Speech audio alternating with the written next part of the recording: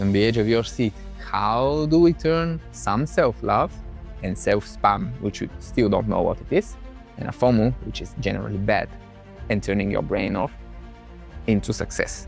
If you're cute and funny, they will value you for trying to brighten up their day. But this is bullshit, because it's not telling people the full picture. First, the timing is not there, which is very important for every startup, but also they don't know that part of the success was due to spam.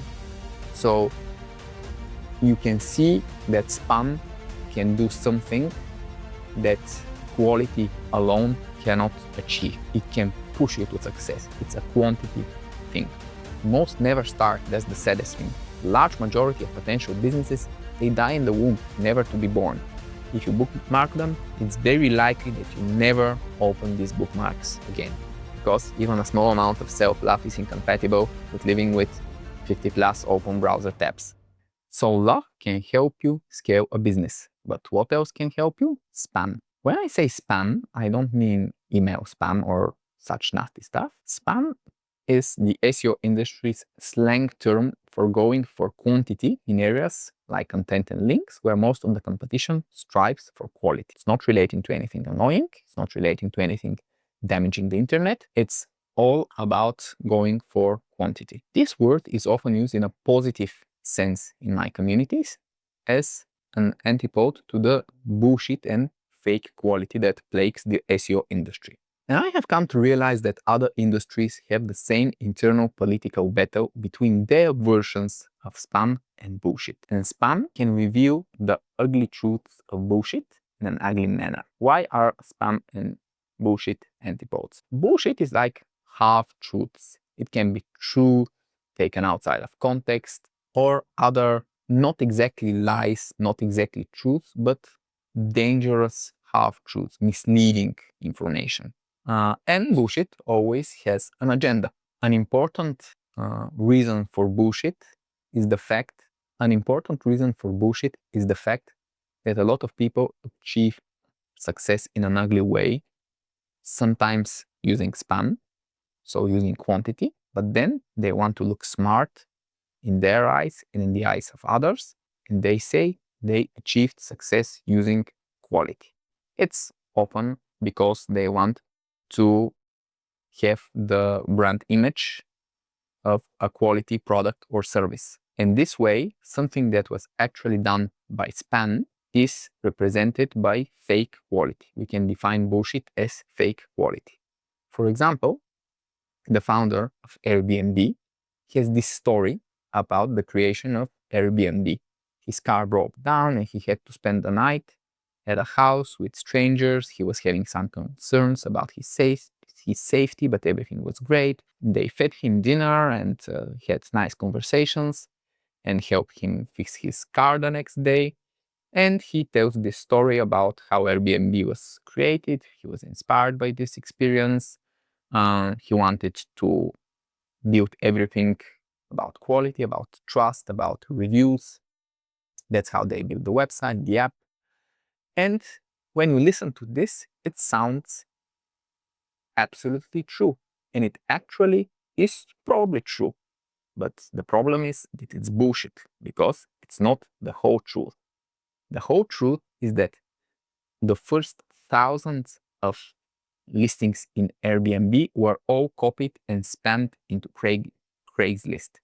And only in this way could they take off. So they, of course, big company cannot really say, okay, we started with spam. So they say, we started with this and this, but this is bullshit, because it's not telling people the full picture. It's misleading. If someone wants to build the next Airbnb and makes better app, better website, better support, definitely they need better support, makes a better product, they will not succeed, because first, the timing is not there, which is very important for every startup, but also they don't know that part of the success was due to spam. So you can see that spam can do something that quality alone cannot achieve. It can push you to success. It's a quantity thing. So how can spam help you? We can all agree that prioritizing is important in life because this is how key shit gets done. Our startup mentors always said the main thing is to keep the main thing the main thing. But there is also another approach to getting it done. Do everything. If you do everything, important shit will get done too, by definition. So there are two possible approaches to life that emerge. There's the thinker approach, you think about what's best and then you do it, or the doer approach. Do it, then see if it was the best and adjust. When comparing the two approaches, people usually have a massive and totally unfounded bias to the thinking approach. In reality, we so rarely know for real what we are doing that the doer approach is much more effective. Why? Because of speed. Doing it is usually way faster than thinking about it and then doing it. The faster you do things, the more shit gets done. That's the truth. The doer approach also delivers the healthy chaos that we already said is essential for an early stage business because you need to maximize diverse experience and build intuition and the all-important meta skills. And finally, the doer approach has a key two-way relationship with hunter mode. The more you are in hunter mode, the more you do. The more you do, the more you enter and stay in hunter mode. So it's total win-win. Let's just do everything and move at the highest speed possible. Well, unfortunately, when you haven't started a business yet, you're moving at zero speed. So planning and research, shit like this doesn't count.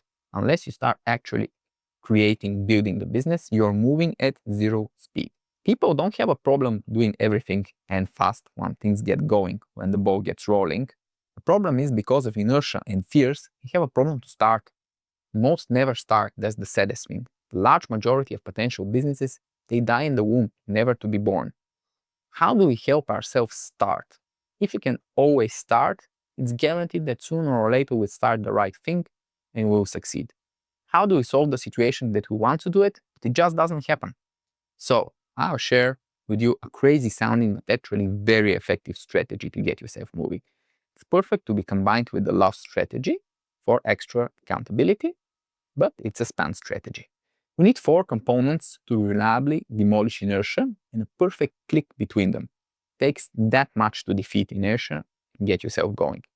First, we need a base level of self-love, just why we need it for anything else. Don't need too much here, just don't be at rock bottom or the concept won't work. But then, of course, you also have bigger problems because you're depressed or wherever you are with no self-love. So let's assume that you have at least some self-love. Then we need a self-spam strategy that will transition to an outgoing spam strategy. What the fuck does this mean? Explain in a minute. We also need FOMO. Don't worry, FOMO is built into all of us. And then we need to turn our thinking brains off. Thinking would not help with this one. In fact, it would ruin it. So no thinking allowed. So by now, I'm sure you're just, the fuck is going on here? On the edge of your seat. How do we turn some self-love and self-spam, which you still don't know what it is, and a FOMO, which is generally bad, and turning your brain off, into success? Well, here's how you combine those. Let's see first how does the common scenario look like, which is a failing scenario. Start doing research on your future business. You open a tons of browser tabs, you compare data, then you need a plan. So you take information from the browser tabs and you systemize it on some notes. And then you spend a long time looking at these notes and thinking about how you should do it, what the next steps should be. Usually months go by, nothing happens. I've been there, done that. Why? Because you're now in thinking mode, not in doing mode. And because you spend a lot of time thinking, the cost of failure now seems high, leading to more fears, less confidence. These get you in sheep mode and you just do nothing. Inertia wins, you lose. Don't get me wrong, there are some freak bot willpower people who achieve success in this way, but they're basically fighting against human nature with their brute will force. And I'd much rather push my boulder downhill than uphill against biology. Believe me, this scenario has happened to me more times than I can count. have endless notes full of ideas, big and small. I haven't even returned to read them. And I admit them, it's not shameful. It's in our biology. Once you get into the thinking and planning phase, you're not in the doing phase. Most people are in the same boat when starting their first business. What went wrong? The problem is that we had nothing to counter our inertia with. No force to push us forward. You need a force. A plan is not a force. That's something you should remember. Plan is not a force, it's a structure. It's not something that pushes you, it's something that holds you somewhere. And it's very hard to manufacture motivation. It comes and goes quite randomly. But if you can trick yourself into some tiny action that will bring some tiny motivation, then it snowballs. More action, more motivation, until you get everything rolling. But how? By using our super weird combo of the super weird ingredients that I told you. Here is how we start. We open all the browser tabs, we collect data, we try to build some basic intuition. So the similarities end here, because now you turn your logical brain off. No more thinking or planning. Not allowed. Best way to start is not to think. Thinking is useless at this point because you don't know what you're doing, so you don't have the right data points to think. These data points will be helpful to build an intuition, but it takes time. Thinking generates excuses. Excuses are very hopelessly worthless and paralyzing that I will simply tell you to fuck your excuses. No place in your head. This sounds like something Mike Manson would have said, and he probably already has. They have no place in your head, the excuses. So let's see, where are you?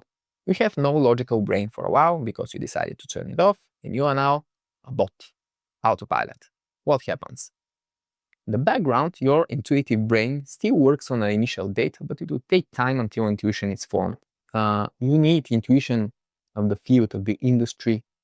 Otherwise, you will take very bad decisions. So you need to postpone the decisions, but still do something.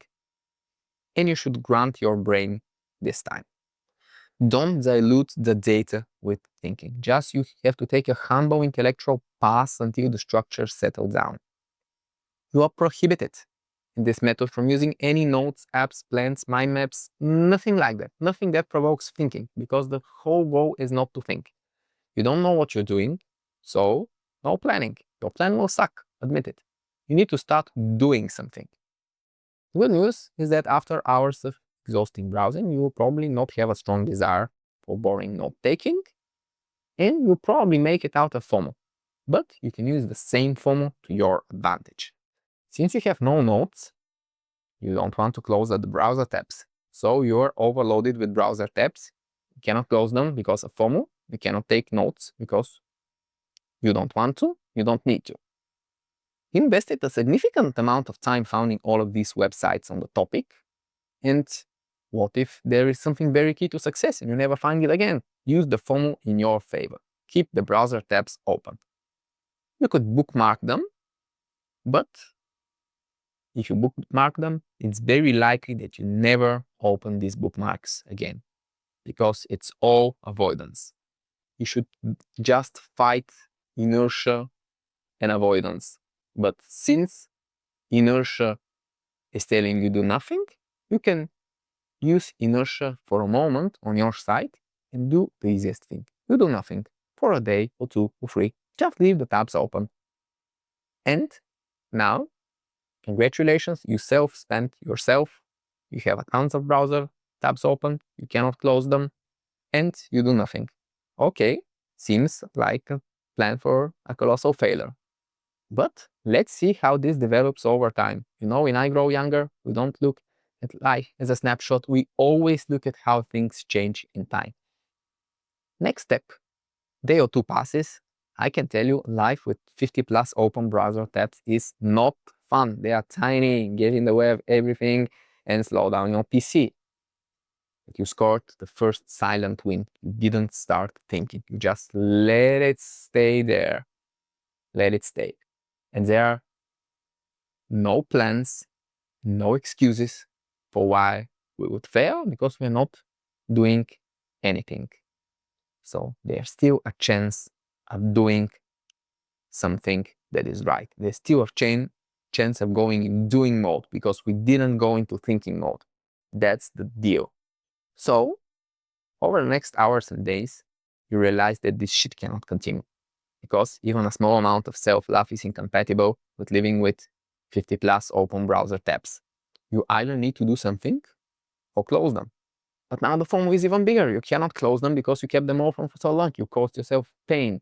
So yeah, the browser BDSM was also all for nothing. And your options rapidly diminish. This is the key for making you do the right thing.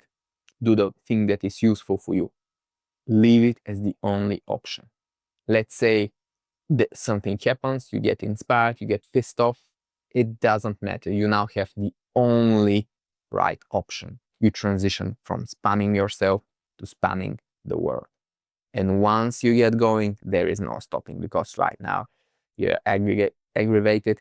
You have all these browser tabs. They've been in your way for days. You just want to do something with them. There you are in the perfect state for action. And by now you maybe have developed some intuition because you have slept a few times, days have passed, so maybe you're starting to have some intuition about what to do, or at least of what not to do, which is maybe more important. In the end, you explode and you transition from spamming yourself to spamming the world. Every browser tab becomes an action. Your FOMO will not allow you to do it in any other way.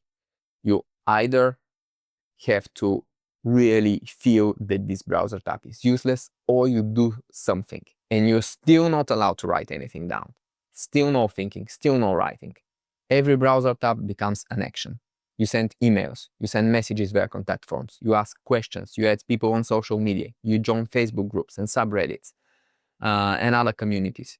You share your idea and ask for feedback to anyone who would listen. And you may choose a brand.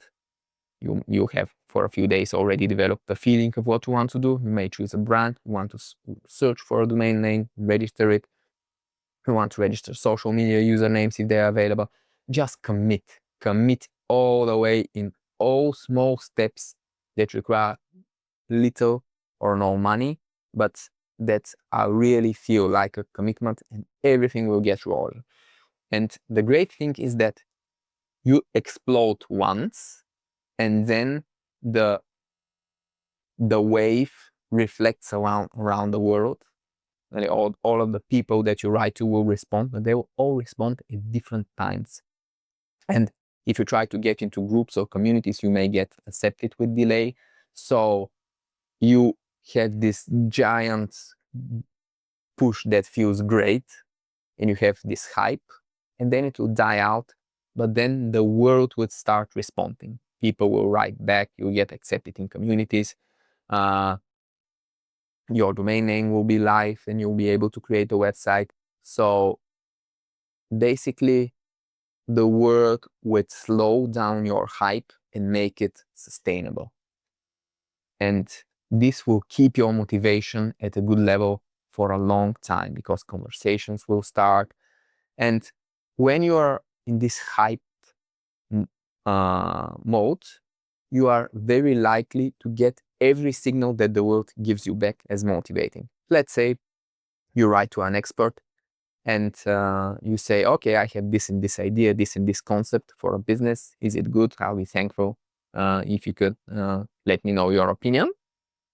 And you can receive basically two answers. You can receive an encouraging answer, which can be like, yeah, I like this. You can give it a try. Or you can reach an unencouraging answer, which would be like, this shit has already been done, or I don't believe this is a good idea. So if the answer is encouraging, great, you earn free motivation. But if the answer is unencouraging, there are two ways to react to this. First, you can look at it objectively and say, okay, it really exists. This is a really valid argument that this person gave me. This is just not a good idea. And in this case, okay, the project ends. It's not a good idea. You have to find something else. But what did you waste? Well, you didn't write plans. You didn't do a lot of other research. You didn't plan for 3 months. You didn't even lose 3 days because you were still doing your other stuff. You were just letting it stay, letting it mature, and you didn't waste almost any time to discover it is not gonna work. And actually, when we start a project, a startup, one of our greatest fears is that it may not work. It's a subconscious fear. It prevents us from asking experts, will this work? And often we keep our startup a secret because we are afraid that someone would reveal a reason this would not work, because this is our pet idea, our pet child, super sacred. We don't want to hear actually feedback on an emotional level for our startups and ideas. Of course, people who have had many ideas, many startups, many projects, they have overcome this, and they are intellectually overriding their emotional desire, and they are asking for feedback, and they are getting feedback, and they are choosing wisely. But for the first ideas, it may be uncomfortable, very uncomfortable to look at feedback, and it may be very uncomfortable to check if it's been already done before, to make a real research, not just Google and check page 1. It's very important that you make this burst effort and get feedback, because otherwise you may get in the trap that I invested so much into this, I don't want to know if it exists, I don't want to know if it's a bad idea, I will just not ask for feedback, and then you get into very irrational, emotional, motivated choices and inactions. So here we didn't invest too much, we got the boat rolling, we got feedback, but there may be another outcome. Let's say the expert says, I don't believe this will work. If the expert says, I don't believe this will work, this can be extremely motivating for you. Like, it can triple, quadruple your motivation, because you'll be like, I'll prove that this could work. Like, let me just get this going. So it can be actually extremely motivating. And if you get extremely motivated by this great free motivation, can it be a bad idea? Sure. But even bad ideas combining with extreme motivation can succeed. So I believe this is a good path. Well, it's a total win-win. You either get motivation from a positive response, motivation from a negative response, or objectively good feedback that will convince you to kill the project, and which will probably be the right choice. If you feel that you should kill the project, then you're not motivated enough and you should kill the project. So it's a total win-win if you manage to get feedback in those early days. But usually people will give you some positive feedback, and they would, if you write to a lot of people, they would, the people that you spend would give feedback gradually, which will keep your motivation high. To recap, what are the benefits of this extremely messy structure, if you can even call it that way? First and foremost, most important, it gets shit done. You started. You had to push yourself, you had to create a structure that limits your options, limits your freedom, but crucially, does not limit your long-term freedom. So yeah, you self-spammed yourself with browser tabs, but only for a few days. And then you exploded in the right direction, the outgoing direction, and you started. So this gets shit done. It opens you to the flows of the world. Treating your ideas like precious children is just plain stupid. You should let them out in the open. You need feedback. No one will steal your idea. This is very rare. People lack motivation to get their own ideas going, let alone foreign ones. The brain is always colder to foreign ideas than to our own precious ideas. So it's very rare that ideas are stolen. So this should not really concern you in most cases. The FOMO that we use, it has a special place in this process. This is your first business, you will probably be afraid of failure. It's normal because you haven't failed so far. You don't know what it's like. Just like with many other fears, it holds you back. Fear is a very nasty universal monster with many tentacles. Once you unfortunately have it, you can use part of this fear, because fear is like a wave that just splashes everywhere, to use as FOMO in the structure where the FOMO helps narrow your choices to the only good one. Once you add on the browser tabs and close the ones that had no appropriate action, you have faced also your FOMO. Because when you are in hunter mode, when you are writing people, when you are joining communities, and then you look at this browser tab and you say, oh, there's nothing really valuable here. I was afraid to close it just from my base FOMO for 3 days.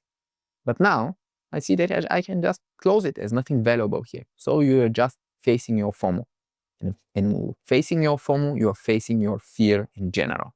And this is very important subconsciously, because facing the fear will benefit your entire game of self and will leave you in even more hunter mode than before. Finally, your spam burst makes you more likely to spam in the future, increases your chances of success. Spam is a direct, non-bullshit path to information, attention, and money, can take many forms, and it's also a skill. And if you're spamming in the right way, you're not evil, you're not even selfish. If you're brief and direct, people will appreciate you valuing your time. If someone comes to me and says, okay, I need help from this and this, here's the super brief, clear description of my problem, and I need a yes or no answer, and thank you for helping me, I'll be like, yeah, this person knows how to spam, and I'll get yes or no, and I'll be happy that I could help someone with so little effort. So actually, people like to help each other, and if you do it in the right way, people will actually appreciate it and be happy. If you're cute and funny, they will value you for trying to brighten up their day. So many will gladly point you to better directions. Go, ask questions, ask for interest with more people, ask for prepayments to test if the pain that your product or service solves is real. Just do all the things, do all the things. You also trained yourself that you didn't need your logical brain. You didn't need the thoughts, the plans, the excuses. In fact, you had to turn it off in order to succeed. Your IQ was irrelevant in this process. You succeeded without ever needing to be smart. And this path is valid for anyone, not just smart people. Anyone can do what I just described. You didn't have to think. You didn't have to be smart. You didn't have to be experienced. You didn't need a high IQ. Anyone can do this. This is a structure that works for me. It's an example. Of course, there are alternatives. This one was very specific just to show you how it works in practice. Or what I jokingly tell the BDSM browser experience. But you should find your own ways of shutting down thinking and planning and excuses so you can start the doing. But keep in mind that your box-based left brain hemisphere will fight back. Thoughts of excuses will creep back. You need to generally focus on developing your intuitive flow-based right brain in order to have powerful flows and not let the boxes creep back. Intuition comes from diverse experience, and starting and running a business is one. And in the end, we come full circle. Your launch requires intuition, but also creates it on the fly. You just need the ignition to start. And the spark of this start is the love strategy. It aligns your gain of self with the business. And the fuel for the start is the spam strategy, which aligns your gain of life with the business, makes you a doer, not a thinker. There should be no barriers. You are a part of your business and it's a part of you. In the right industry, just like in a beautiful relationship, it just gets better over time. And your journey to money and high freedom has officially begun. By starting optimally, you're halfway there. And let's scale your freedom for the many that cannot fight for theirs.